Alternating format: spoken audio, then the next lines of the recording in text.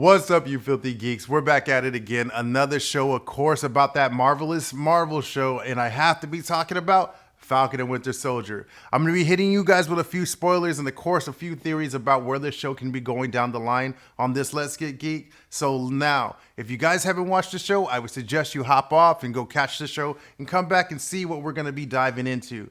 Now, with all that being said, guys, let's get to the show. Now, guys, I know people are starting to wonder where this storyline and what this story is about. It's kind of grimy and blending a lot of things together. And there's a lot of questions because it seems to be like Marvel and Disney are going with basically going about the dark side of the shield and the dark side of the super serum soldier serum, basically talking about where it started blending the lines with Marvel with about racial color lines in America and the time and age and all that, which I understand is a touchy subject, especially with everything going on in the world right now. But trust me, guys, the storyline's really good. It has been in the story. It was in the comic book storyline of 2003 when they created the Truth comic book, where it's a story about Isaiah Bradley, where you get introduced to Isaiah Bradley in episode 2 is where Sam and Bucky start talking, and Bucky brings up information about he does know of another basically super soldier from a super serum soldier. So he went to take Sam there to go check out what's going on. And of course, we go spiraling down a dark past of America with where they did testing on test subjects that were basically African American males, where you're now starting to see that you see Sam is having basically doubts about taking on the mantle about Captain America because of basically the racial injustice that have gone on in America. Now, I understand it's a very touchy time, like I said before, with bringing up these kind of issues with the whole Black Lives Matter thing and the pandemic. So I really want to ask you guys, how are you guys feeling about the show? Are you guys liking the show? Is it kind of turning you off on the show? Let me know. Hit me up in the comments. Hit me up on YouTube. Hit me up on Facebook, IG. You know, the usual, guys. The Filthy Report. Get to it and let me know. But to give you guys a little bit of information about Isaiah Bradley, yes, it is kind of a racial backline kind of storyline from back in the day, which was in 2003 when they created the Truth comic book. The Truth comic book goes over the storyline of basically when Captain America was on ice for a while, there was another super serum soldier that was created, which is Isaiah Bradley. He took on the mantle of being the Black Captain America. So he basically was a war hero where he ended up coming in paths with, of course, the Winter Soldier when Bucky was with Hydra and he was brainwashed. Now, when you look at the storyline and wonder why are they bringing in this thing, there is a huge thing that people probably didn't notice that was going on is basically more to introduce a character that they're trying to use for later on down the line. There's a huge storyline that they're trying to use for Young Avengers, which they're talking about Elijah Bradley. Elijah Bradley was the grandson that actually opened the door when he meets Bucky and Sam and says that Isaiah doesn't want to talk to anybody. He's not there. And then basically Bucky convinced him to let him in by telling him it's the guy that he fought back in 1952. Now, you guys have to understand, I understand that they're bringing in a lot of the younger characters, using just pathways to open up the doorways to bring these characters in to try to introduce them.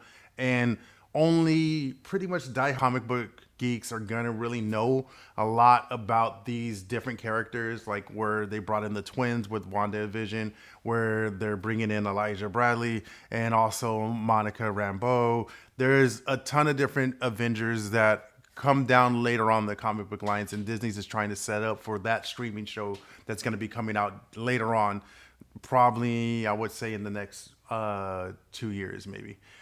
And with that, they introduce him, but they're also giving ties into the reasons why Sam is having issues just taking on the mantle, while at the same time you're seeing issues with Bucky because he's wondering if Cap was ever right about him, if he could even be able to atone for all the stuff that's going on.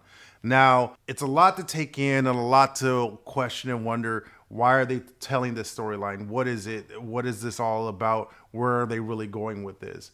Still a lot of questions to be answered and still a lot of questions to be asked. Like, what is really going on with John Walker. Now, as I told you guys before in the last breakdown of basically the last episode, was that in the comics, John Walker plays U.S. agent, also the Patriot, before Elijah Bradley becomes the Patriot. Now, with that, he also tends to sit in the gray area of the world and being a superhero and anti-superhero. And yes, when he first does take on the shield, he doesn't have any powers. He doesn't have any superpowers or anything like that.